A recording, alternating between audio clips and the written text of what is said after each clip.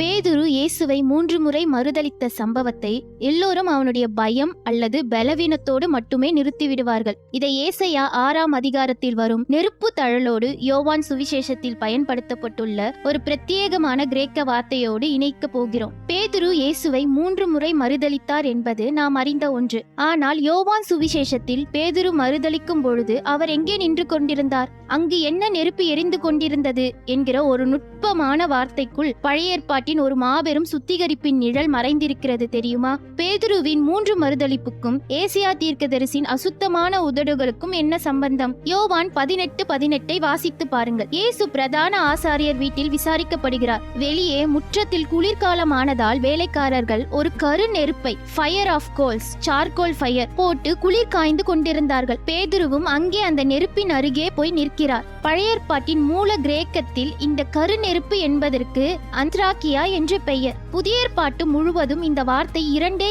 இடங்களில் தான் வருகிறது. இது முதலிடம். இந்த அந்த்ரேக்கியா நெருப்பின் வெளிச்சத்தில் தான் பேதுரு தன்னுடைய உதடுகளினால் 3 முறை இயேசுவை எனக்கு தெரியாது என்று சத்தியம் செய்து மறுதலிக்கிறார். அவருடைய உதடுகள் அசுத்தமாகிவிட்டன. இங்கே நீங்கள் ஏசாயா 6ஆம் அதிகாரத்திற்கு போக வேண்டும். ஏசாயா தேவனுடைய சிங்காசனத்தை கண்டபொழுது பயந்து போய் கதறுகிறார். ஐயோ, நான் அதமானேன், நான் அசுத்த உதடுள்ள மனுஷன். ஏசாயா 6:5. அப்பொழுது ஒரு சேராபின் என்ன செய்கிறார் தெரியுமா? பலிபீடத்திலிருந்து ஒரு நெருப்பு தழலை எடுத்து வந்து ஏசாயாவின் உதடுகளில் தொட்டு, இதோ இது உன் உதடுகளை தொட்டதினால் உன் அக்கிரமம் நீங்கிற்று என்கிறார். பழைய ஏற்பாட்டில் அசுத்தமான ஒருவருடைய உதடுகளை சுத்திகரிக்க தேவனுக்கு ஒரு நெருப்பு தழல் தேவைப்பட்டது. அங்கே ஏசாயாவின் உதடுகள் அசுத்தமானது போல இங்கே கரு நெருப்பின் அருகே பேதுருவின் உதடுகளும் அசுத்தமாகி விட்டன. இப்பொழுது யோவான் 21:9க்கு வாருங்கள். இயேசு சிலுவையில் மரித்து உயிர் தெழுந்து விட்டார். பேதுரு குற்ற உணர்வோடு மீண்டும் மீன் பிடிக்க போய்விட்டார். கலிலேயா கடலோரத்தில் இயேசு பேதுருவுக்காக காத்திருக்கிறார். அங்கே இயேசு